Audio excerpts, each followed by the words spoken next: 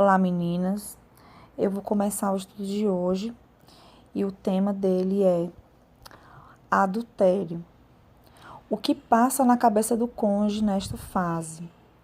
Quais as mentiras que o diabo adora que você acredite? Por alguém que também esteve lá. Eu. O que sente o cônjuge que está em adultério?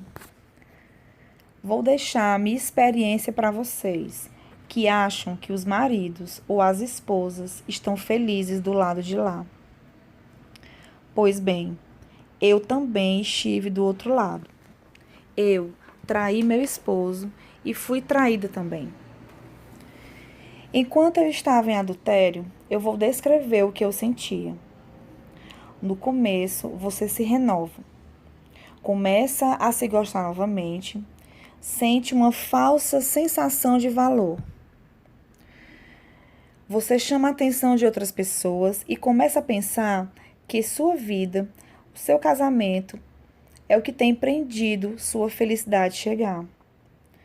Quando eu me envolvi com um rapaz ainda casado, eu sentia no começo uma grande euforia. No primeiro dia parecia que tudo se encaixava. Eu me perguntava por que eu não fiz isso antes. Ouvia por todo lado que eu merecia ser feliz, que eu ainda era nova, podia refazer minha vida e deixar tudo para trás, o que não tinha dado certo, meu casamento e minha família. Todo tipo de mentira vinda do diabo eu acreditei. Que o meu filho nem ia sofrer, que nós dois ainda éramos jovens, que tudo ia se acertar como um passe de mágica. No dia em que eu fui comunicar ao meu esposo que não dava mais, que eu queria a separação, fiz da pior maneira possível, a fim de que realmente não houvesse possibilidade de volta. Eu destruí a autoestima dele e toda a esperança que meu esposo pudesse ter uma reconciliação. Eu estava decidida. Não tinha volta.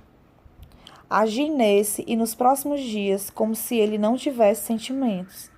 Eu era totalmente indiferente a ele. Realmente achava que ele não estava sofrendo. Ou, mesmo vendo ele arrasado dentro de casa e definhando pelos cantos, eu não ligava. Toda vez que ele tentava falar comigo sobre o assunto, eu aproveitava para descarregar a minha raiva sobre ele. E depois de pouco mais de um mês, ele saiu de casa, terminando tudo e garantindo que nunca mais voltaria, que não me amava mais e que não tínhamos mais nada a ver.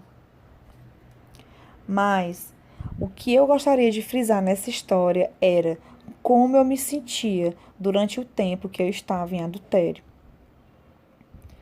No começo eram flores. Eu sentia pena pelos 14 anos de casamento deixado para trás, mas me alegrava logo em seguida pela perspectiva de felicidade pela frente. Eu nem achava que esse meu novo relacionamento ia durar, mas a enganação é tão grande que eu me dizia: é melhor um ano de felicidade do que o resto da vida infeliz. E assim foram passando os dias, e nem demorou muito. O meu coração pesava demais. Eu comecei a sentir pena do meu esposo sofrendo, mas ao mesmo tempo culpava ele por eu estar vivendo essa situação.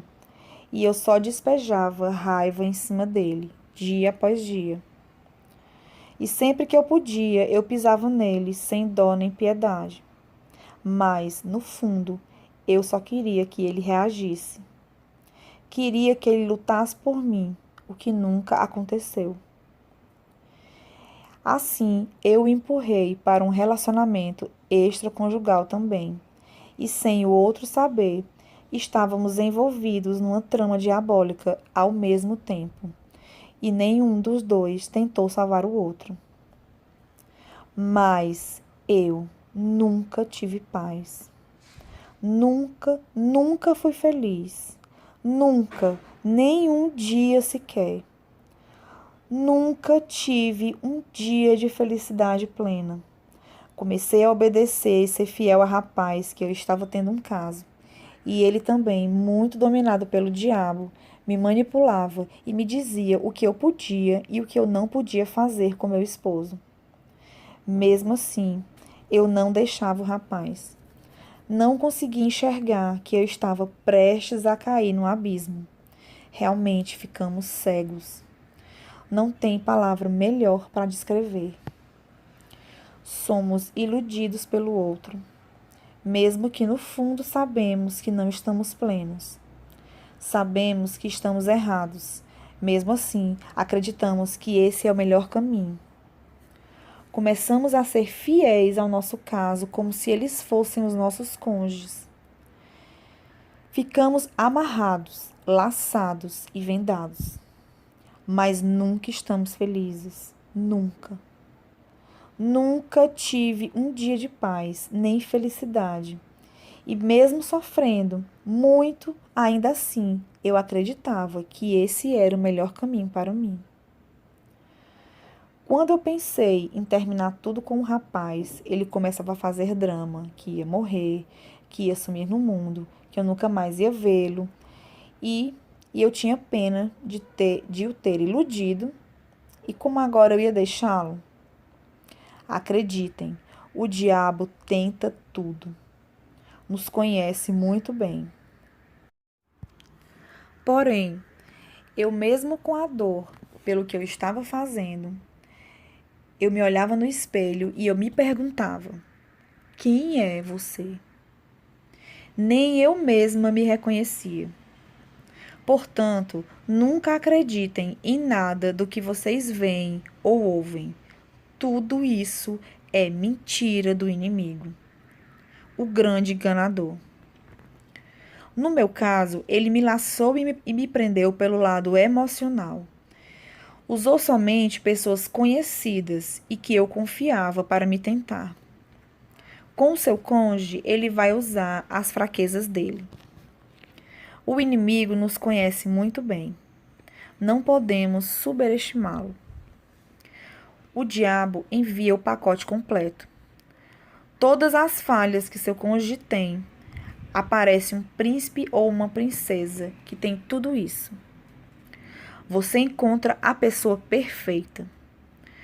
Você acredita realmente que tudo para trás é que foi um erro, porque a nova vida se mostra como encantada. Mas no fundo, lá no fundo, você sabe que não é verdade, mas decide provar para ver. O diabo manda uma pessoa que simplesmente tem tudo o que seu cônjuge falhou. Tudo. Tudo que meu esposo falou de mim, de ruim, o rapaz falava de bom. Todas as falhas do meu esposo, o diabo pintava o outro rapaz. Por exemplo, o meu esposo fazia anos que não me elogiava. Então vem 1000 pessoas dizendo que você é linda, que tem desejo por você, que se tivesse você nunca mais largaria, que ele não sabe te valorizar, que queria me dar outro filho. Entre aspas, o meu marido sempre soube do meu sonho de ser mãe novamente, mas ele não queria mais filhos. E dessa forma, realmente acreditamos que, enfim, chegou a pessoa perfeita, a tampa da sua panela. Portanto, o diabo manda certinho. Eu fui tentada com tudo o que meu esposo não tinha. Eu era muito briguenta, não ajudava meu esposo no trabalho dele e só o colocava para baixo. Ele deve ter sido fisgado por isso também. Aparece uma moça doce, que diz que ele é talentoso, é maravilhoso, que vai ser fiel a ele já que eu não fui, que não briga, aceita tudo. É assim que o diabo trabalha. Ele maquia tudo no começo, mas depois tudo desmorona.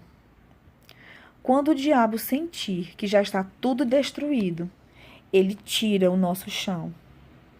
Ele vai tirar tudo o que deu para os cônjuges adúlteros. Precisamos confiar no que diz Provérbios 5:3. O mel que destila a mulher e os homens adúlteros, que os atraem para suas casas, que esse mel se transforma em fel.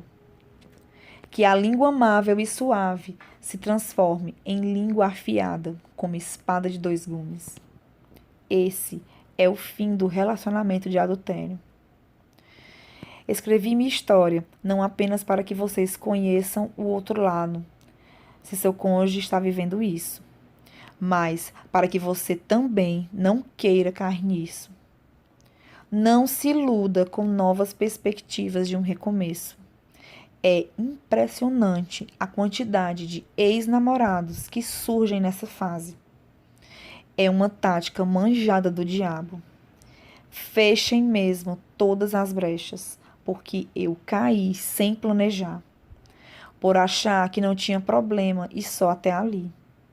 Sem você perceber, você foi empurrada para uma cova muito profunda. Dessa maneira, você decide soltar as mãos de Deus, porque acredita na mentira do diabo. Que enquanto você fez tudo certo, só conseguiu sofrimento e infelicidade. E aí, qual dos dois você escolhe? Alguém que só te fez sofrer a vida inteira ou alguém maravilhoso que vai satisfazer todos os seus anseios? E minha história de adultério acabou quando, numa tarde, eu já estava separada, fora de casa. Eu não aguentei mais a falta de paz e sofrimento, e eu clamei a Deus que fizesse a sua vontade na minha vida, porque eu não aguentava mais viver assim. E no outro dia, ao raiar do sol, o rapaz me manda uma mensagem terminando tudo comigo. Eu quase morro nesse dia. Fiquei um dia inteiro na cama, sem comer, sem beber, nada, pensando apenas em tirar minha vida. E eu sofri coisas terríveis. Deus me trouxe debaixo de muito sofrimento. Vivi coisas que eu jamais imaginei. Senti que Deus escondeu o seu rosto de mim e eu sofri perturbações do diabo. Vi a batalha espiritual em cima da minha cama, lutando pela minha vida. E eu fui voltando para Deus, dia após dia. Eu estou de volta hoje, lavada e remida pelo sangue precioso e poderoso do Cordeiro.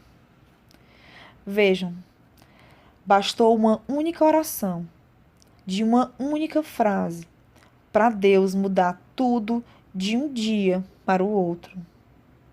Eu estava certa e decidida, mas o meu Deus não desistiu de mim. Hoje estou limpa do adultério e de vários outros pecados de estimação. Estou vivendo um intenso processo de restauração pessoal. E hoje luto em oração pelo resgate do meu esposo, das mesmas coisas que eu vivi. E creio que Deus ainda irá finalizar a obra que iniciou em mim. Eu confessei, depois que nos separamos, tudo o que eu tinha feito ao meu esposo. Foi um dia muito duro e eu precisei ter muita fé para tomar essa atitude, porque eu sabia que de agora em diante, somente Deus poderia salvar o meu casamento. Mas eu sabia também que nada de bom poderia ser construído em cima de lixo.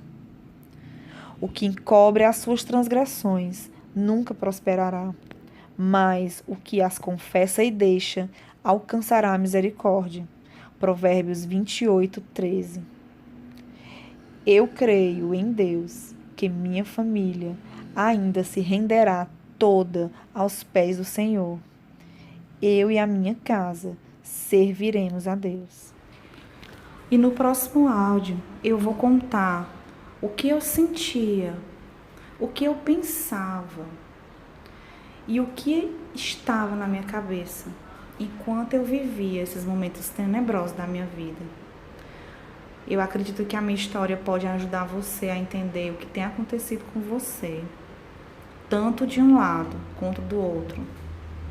Se você tem sofrido por adultério por parte do seu cônjuge, você vai poder entender através de mim o que ele tem vivido nesses momentos.